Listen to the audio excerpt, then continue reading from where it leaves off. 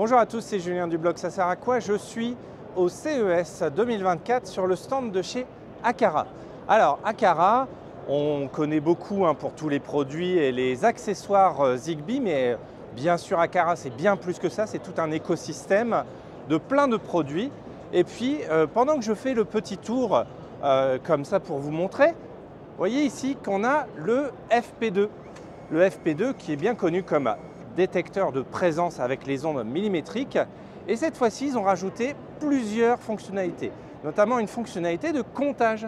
Vous voyez que ici, je viens de passer, ça a compté une personne de plus. La sonnette G4 était déjà annoncée depuis un moment. Ils ont présenté ce concept, alors qui sera prochainement disponible, d'un petit keypad avec empreinte pour pouvoir rentrer et déverrouiller son entrée.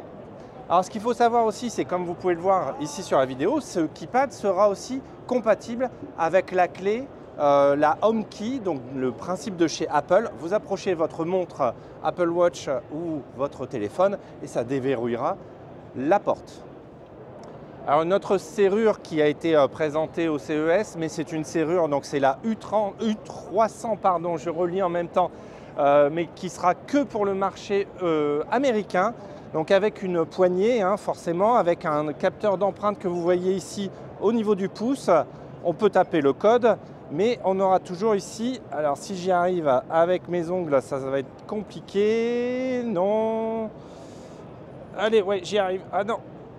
Allez, voilà, donc on peut quand même mettre ici la clé. Les autres concepts, alors il y a d'autres produits qui sont présentés en tant que concept. Ici, on va voir donc bon, le FP2, on connaît. Le SecuriPad, je viens de vous le montrer. On aura aussi un concept de module pour porte de garage.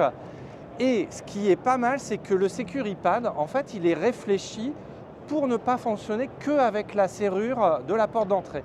On va pouvoir potentiellement utiliser ce keypad pour désactiver l'alarme ou alors aussi utiliser un keypad pour piloter les modules de garage. Voilà, donc c'est pas mal parce que ça ouvre beaucoup plus de possibilités que juste ouvrir la porte avec ce keypad sécurisé avec une empreinte.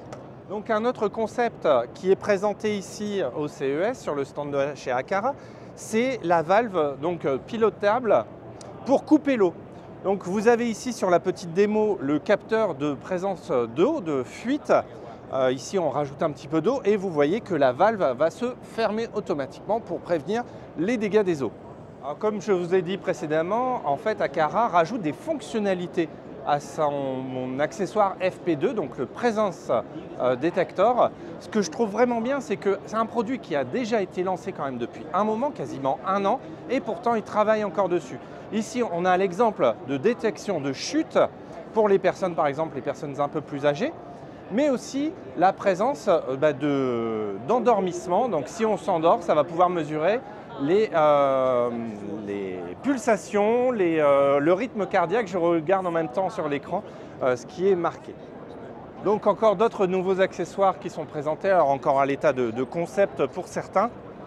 Donc ici c'est un ceiling, donc un plafonnier, mais qui dispose aussi d'un petit halo lumineux qui va pouvoir être paramétré suivant les différents scénarios. Par exemple, des portes qui s'ouvrent ou à la sonnette, ça passe en rouge, etc.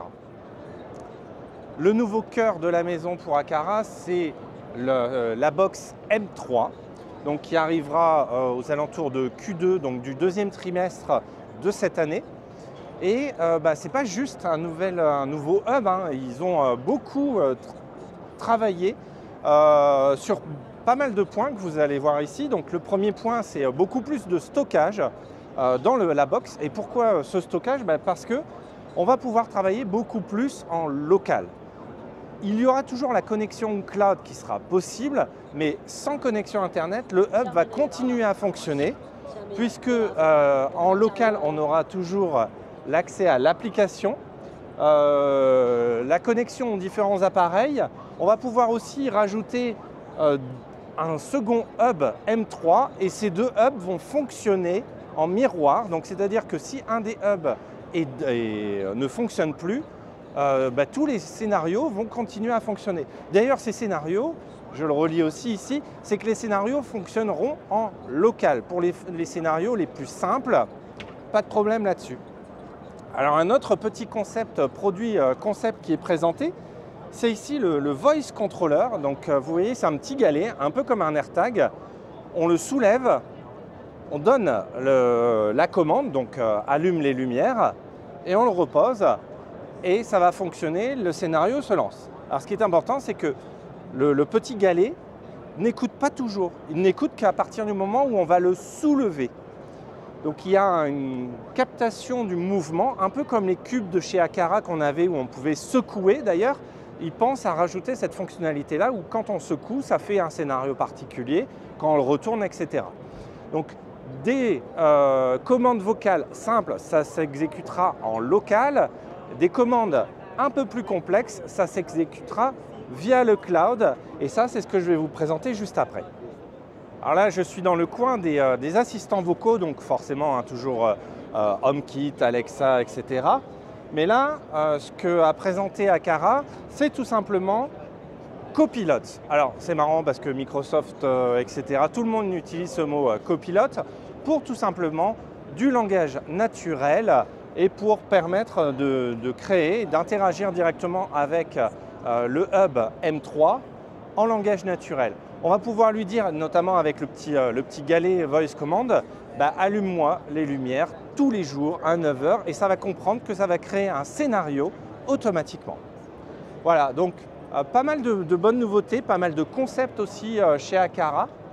Ce que j'aime précisément encore beaucoup, c'est qu'ils ont des produits, mais ce n'est pas juste des produits qu'ils lancent et puis qu'après qu'ils abandonnent. Travailler sur les différents produits et rajouter des fonctionnalités, c'est comprendre aussi les différents utilisateurs.